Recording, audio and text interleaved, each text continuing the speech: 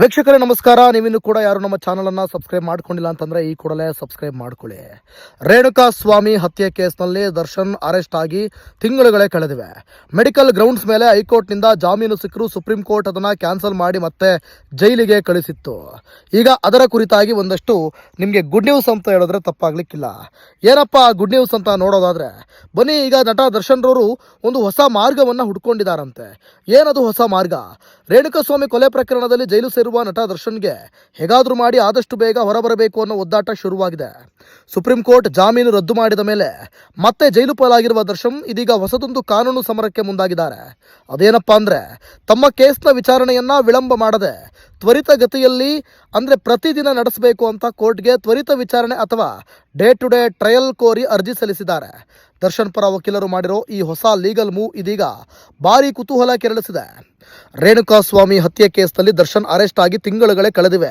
Medical grounds ಮೇಲೆ ಹೈಕೋರ್ಟ್ನಿಂದ ಜಾಮೀನು ಸಿಕ್ಕರು ಸುಪ್ರೀಂ ಕೋರ್ಟ್ ಅದನ್ನು ಕ್ಯಾನ್ಸಲ್ ಮಾಡಿ ಮತ್ತೆ ಜೈಲಿಗೆ ಕಳಿಸಿತ್ತು.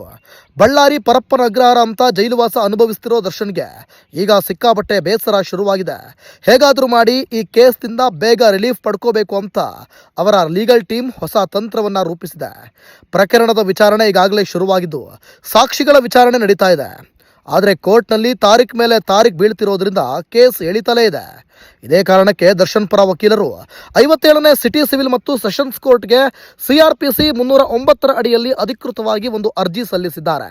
ನಮ್ಮ ಕಕ್ಷಿದಾರರು ತಿಂಗಳುಗಟ್ಟಲೆ ಜೈಲಿನಲ್ಲಿದ್ದಾರೆ, ಹಾಗಾಗಿ ಪ್ರತಿದಿನ ವಿಚಾರಣೆ ನಡೆಸಿ ಕೇಸ್ ಬೇಗ ಮುಗಿಸಿ ಅನ್ನೋದು ವಕೀಲರ ಪ್ರಮುಖ ಬೇಡಿಕೆಯಾಗಿದೆ. ದರ್ಶನ್ ಲೀಗಲ್ ಟೀಮ್ನ ಈ ಹೊಸ ಮೂವ್ಗೆ ಬ್ರೇಕ್ ಹಾಕೋಕೆ ಸರ್ಕಾರದ ಪರ ವಿಶೇಷ ಅಭಿಯೋಜಕರು ಪ್ರಸನ್ನ ಕುಮಾರ್ ಕೂಡ ರೆಡಿಯಾಗಿದ್ದಾರೆ. ತ್ವರಿತ ವಿಚಾರಣೆ ಕೋರಿ ಸಲ್ಲಿಸಿರೋ ಈ ಅರ್ಜಿಗೆ ಪ್ರಬಲವಾದ ಆಕ್ಷೇಪಣೆ ಸಲ್ಲಿಸಲು SPP ಸಿದ್ಧತೆ ನಡೆಸಿದ್ದಾರೆ. ಕೋರ್ಟ್ನಲ್ಲಿ ಸಾವಿರಾರು ಕೇಸ್ಗಳು ಪೆಂಡಿಂಗ್ ಇರುವಾಗ ಬರೀ ಒಂದು ಕೇಸ್ಗೆ ಮಾತ್ರ ಪ್ರತಿದಿನ ಟೈಮ್ ಕೊಡೋದು ಎಷ್ಟು ಸರಿ ಅನ್ನೋದು ಪ್ರಾಸಿಕ್ಯೂಷನ್ನ ವಾದ ಆಗಿರಬಹುದು. ಇದೇ ಕೇಸ್ನಲ್ಲಿ ಕಳೆದ ಬಾರಿ ಸುಪ್ರೀಂ ಕೋರ್ಟ್ ದರ್ಶನ್ ಜಾಮೀನು ರದ್ದು ಮಾಡುವಾಗ ಆರೋಪಿಗಳ ವಿಚಾರಣೆಯನ್ನು ತ್ವರಿತವಾಗಿ ಪೂರ್ಣಗೊಳಿಸಿ ಅಂತ ಕೆಳಗಿನ ಕೋರ್ಟ್ಗಳಿಗೆ ಒಂದು ಮೌಖಿಕ ಸೂಚನೆ ಕೊಟ್ಟಿತ್ತು. ಇದೇ ಪಾಯಿಂಟ್ ಇಟ್ಕೊಂಡು ದರ್ಶನ್ ವಕೀಲರು ಸುಪ್ರೀಂ ಕೋರ್ಟ್ ಹೇಳಿರೋ ಹಾಗೆ ತ್ವರಿತ ವಿಚಾರಣೆ ಮಾಡಿ ನಮಗೆ ನ್ಯಾಯ ಕೊಡಿ ಅಂತ ತಮ್ಮ ವಾದ ಮುಂದಿಟ್ಟು ಫೈಟ್ ಮಾಡ್ತಿದ್ದಾರೆ. ನ್ಯಾಯಾಲಯದ ಮೇಲೆ ಈಗಾಗಲೇ ಕೆಲಸದ ಭಾರೀ ಒತ್ತಡವಿದೆ. ಬೆಟ್ಟದಷ್ಟು ಕೇಸ್ಗಳು ವರ್ಷಾನುಗಟ್ಟಲೆಯಿಂದ ಪೆಂಡಿಂಗ್ ಇವೆ.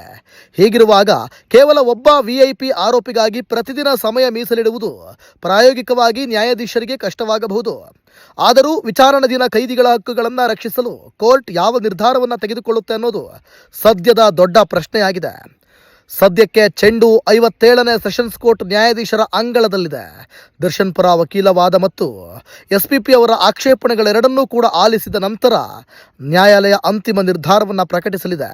ಒಂದು ವೇಳೆ ಡೇ ಟು ಡೇ ಟ್ರಯಲ್ಗೆ ಕೋರ್ಟ್ ಗ್ರೀನ್ ಸಿಗ್ನಲ್ ಕೊಟ್ಟರೆ ದರ್ಶನ್ಗೆ ದೊಡ್ಡ ರಿಲೀಫ್ ಸಿಕ್ಕಂತೆ. ಇಲ್ಲಾಂದರೆ ಎಂದಿನಂತೆ ಜೈಲೂಟ, ಕೋರ್ಟ್ ಅಲೆದಾಟ ಕಂಟಿನ್ಯೂ ಆಗೋದು ಪಕ್ಕಾ. ವೀಕ್ಷಕರೇ, ನೀವಿನ್ನೂ ಸಬ್ಸ್ಕ್ರೈಬ್ ಮಾಡಿಲ್ಲ ಅಂತಂದರೆ ಈ ಕೂಡಲೇ ಸಬ್ಸ್ಕ್ರೈಬ್ ಮಾಡ್ಕೊಳ್ಳಿ. ಧನ್ಯವಾದ.